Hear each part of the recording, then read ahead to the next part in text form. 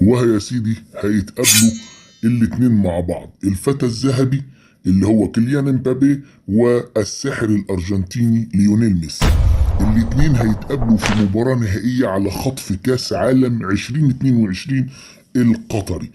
طبعا ليونيل ميسي بيحلم انه يتوج بكاس العالم لاول مره مع الارجنتين، بينما كيليان امبابي بيحلم يتوج لتاني مره مع منتخب فرنسا علشان هو واخد معاهم 2018. طبعا هتبقى لقاء رهيب. المواجهه هتشهد تحدي خاص ما بين الارجنتين وفرنسا، لكن في تحدي مخصوص ما بين كيليان امبابي وليونيل ميسي. منتخب الارجنتين زي ما احنا عارفين واخد كاس العالم مرتين قبل كده، ومنتخب فرنسا واخد كاس العالم مرتين قبل كده. الارجنتين واخدها 73 و86، هم اللي خدوها فيها منتخب التانجو. لكن فرنسا واخداها 98 و2018. بيسعى ليونيل ميسي انه ياخد لاول مره زي ما قلنا كاس العالم، لكن بيسعى انها تكون الثانيه له مع منتخب فرنسا الديوك.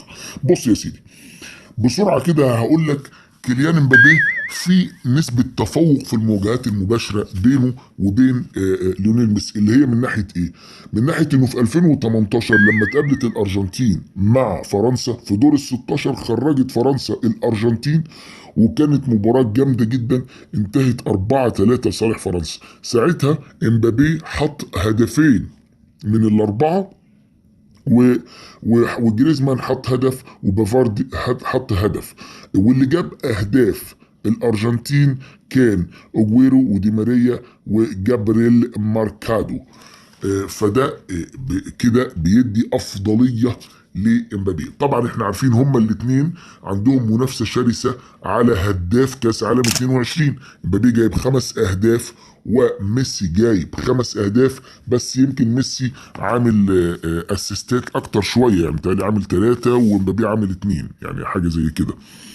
طيب في حاجة تاني مهم قوي، ان الارجنتيني ليونيل ميسي عنده لو لاحظنا اصابة شفناها في اوتار الركبة اليسرى في ماتش كرواتيا. تحس كده وهو واقف في الماتش مسك خلفية ركبته اليسرى مرتين 3، فحام عملت قلق شويه عند الارجنتين. لكن الجهاز الطبي والجهاز الفني قالوا لا يا جماعه ما فيش مشكله، هو هيكون جاهز وما فيش اي حاجه. ده برضو بالنسبه لهم. نيجي بقى للمواجهات التاريخيه. ايه المواجهات التاريخيه ما بين الاثنين؟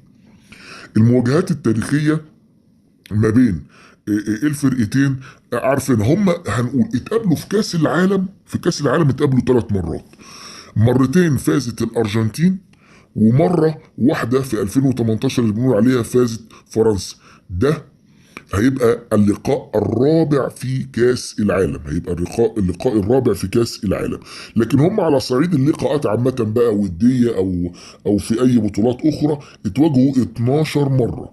ال 12 مرة فاز فيها الارجنتين 6 مباريات، مقابل فوز 3 مباريات لفرنسا، وكان التعادل ما بينهم في 3 ماتشات.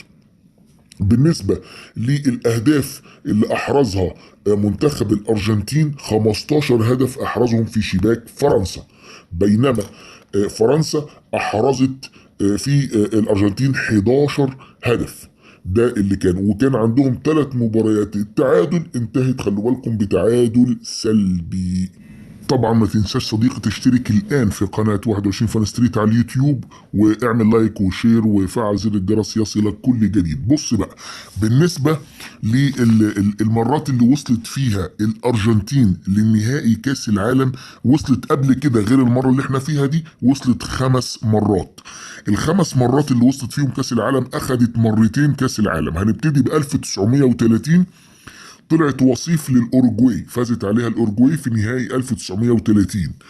وفي 1978 كانت هي البطل، وفازت ساعتها على هولندا في النهائي زي ما احنا فاكرين. سنة 1986 كانت البطل على حساب ألمانيا. وفي سنة 2014 كانت وصيف لألمانيا. وفي سنة 1990 في النهائي هزمت ألمانيا برضو الأرجنتين، وكانت الأرجنتين وصيف ليها. دي الخمس مرات، ويبقى المرة اللي احنا فيها 22 إن شاء الله الستة، وهنشوف طالما ألمانيا بعيد عن النهائي يبقى اطمن على الأرجنتين. طيب فرنسا بقى، فرنسا وصلت قبل كده 3 مرات، يعني اللي احنا فيها دي الرابعة. ال3 مرات اللي وصلت فيهم فرنسا كان اخذت منهم الكاس مرتين، خلي بالك. وصلت في 98 وساعتها كانت هي البطل، فازت على البرازيل. وصلت كمان مرة تاني في 2006، لكن ساعتها إيطاليا فازت عليها بس بركلات الترجيح. يعني خلي بالك فرنسا لما بتوصل النهائي بتقفش فيه. 2018 زي ما احنا عارفين اللي فاتت دي على طول أخدته فرنسا من كرواتيا، وكانت مباراة ممتعة جدا جدا جدا. طبعا عايزين نتفرج على المباراة دي، هتبقى مباراة هايلة قوية جدا، هيبقى فيها ندية خاصة ما بين ميسي وما بين كيليان امبابي، والعالم كله حاطط رهاناته على الاثنين. خلي بالك ان الاثنين كمان هم زملاء في باريس سان جيرمان. الاثنين زمالتهم دي عامله برضو ضغط على المباراه. ما تنساش صديقي، هنشترك، انا عارف انك معجب بالقناه، ما تكبرش، اشترك بقى، اشترك دلوقتي وفعل زر الجرس واعمل لايك وشير لقناتنا على اليوتيوب عشان يصلك كل جديد. شكرا والى اللقاء.